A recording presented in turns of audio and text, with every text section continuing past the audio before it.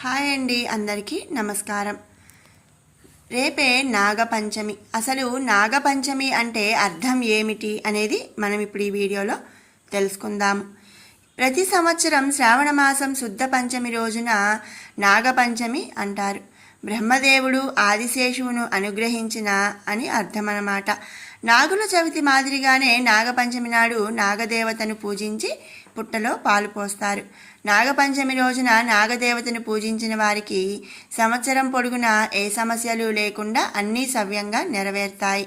అంతా అనుకూలంగా ఉంటుంది.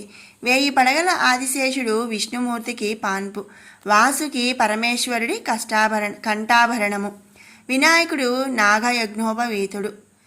మరి నాగజాతి జననము ఎలా జరిగింది అనేది ఇప్పుడు మనం తెలుసుకుందాము.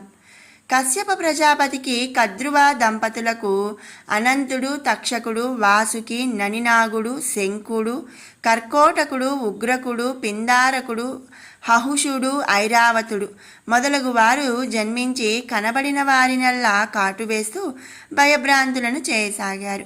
దాంతో సకల దేవతలు బ్రహ్మను వేడుకోగా ఆయన కోపించి తల్లి శాపానికి గురై వారంతా నశిస్తారని శపించాడు. అప్పుడు వాసుకి మొదలైన నాగులంతా విధాత ముందు వినమ్రులై, మమ్మల్ని మీరే సృష్టించి మాకు ఈ విధంగా శాపమివ్వడం న్యాయమా అని వేడుకున్నారు. విషయయుక్తంగా పుట్టినంత మాత్రాన అందర్నీ కాటువేసి ప్రాణికోటిని నశింపజేయడం తప్పు కదా.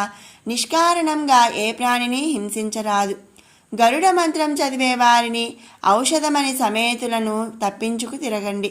దేవతా విహంగ గణాలకు జ్ఞాతులైన మీరు మీ స్థాన గౌరవాలను నిలిపి ఉంచుకోండి. వాయుభాక్షకులై సాధుజీవులుగా మారండి. మీ నాగులంతా ఆటలా వితల పాతాళలలో నివాసం చేయండి అని బ్రహ్మ శాసించగా వారంతా ఆయన ఆజ్ఞను శిరసావహించారు. దాంతో దేవతలంతా నాగులను ప్రశంసించారు. భూలోకవాసులంతా ప్రార్థనలు చేశారు నాగులకు. దివ్య ప్రభావ సంపన్నమైన నాగజాతికి కృతజ్ఞతాపూర్వకంగా నాగుల జన్మదినమైన నాగపంచమి రోజున వారిని పూజ చేయటం మొదలు పెట్టారు.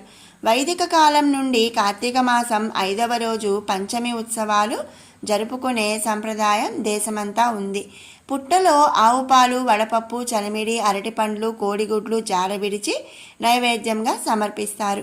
పార్వతీదేవికి పరమేశ్వరుడు చెప్పినట్లుగా పురాణాలలో చెప్పడం జరిగింది. ఓ పార్వతీదేవి, శ్రావణ మాస శుక్ల పంచమి నాడు నాగారాధన చేయటం అనేది అత్యంత శ్రేష్టమైనది. శ్రావణ మాసం శుక్లపక్షంలోని పంచమి తిథి నాడు నాగపంచమి పండుగ వస్తుందని శాస్త్రవచనం.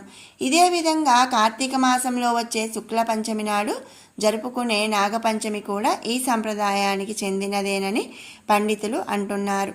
అందుచేత శ్రావణ మాసంలో వచ్చే నాగపంచమి రోజున నాగదేవతను పూజించాలి. నాగచతుర్థి రోజున అంటే నాగపంచమికి ముందు రోజు ఉపవాస వ్రతాన్ని ప్రారంభించాలి. నాగపంచమి రోజున సూర్యోదయానికి ముందే లేచి శుచిగా స్నానం ఆచరించి ఇంటిని శుభ్రం చేసుకోవాలి. ఇంటి గడప, పూజా గదిని పసుపు, కుంకుమలు, పుష్పాలతో అలంకరించుకోవాలి. ఈ విధంగా చేసిన వారికి నాగరాజులు అనుగ్రహిస్తారని మన పురాణాలు చెబుతున్నాయి. అంతేకాకుండా పాపాల నుంచి విముక్తి లభించటం, సర్పభయం తొలగిపోవటం వంటివి జరుగుతాయి. ఇది నాగపంచమి అంటే అర్థం. మరి అందరూ కూడా రేపటి నాగపంచమి రోజున ఆ నాగదేవతను పూజించి ఆ నాగదేవత యొక్క అనుగ్రహానికి పాత్రలు కావాలని ఆశిస్తున్నాను. మీకు ఈ వీడియో నచ్చినట్టయితే లైక్ చేయండి, షేర్ చేయండి. అలాగే మరిన్ని మంచి వీడియోస్ కోసం మన షడ్రుచులు బై కిరణ్ ఛానల్ని సబ్స్క్రైబ్ చేసుకోండి. Thanks for watching. మరొక మంచి వీడియోతో మళ్ళీ కలుసుకుందాం.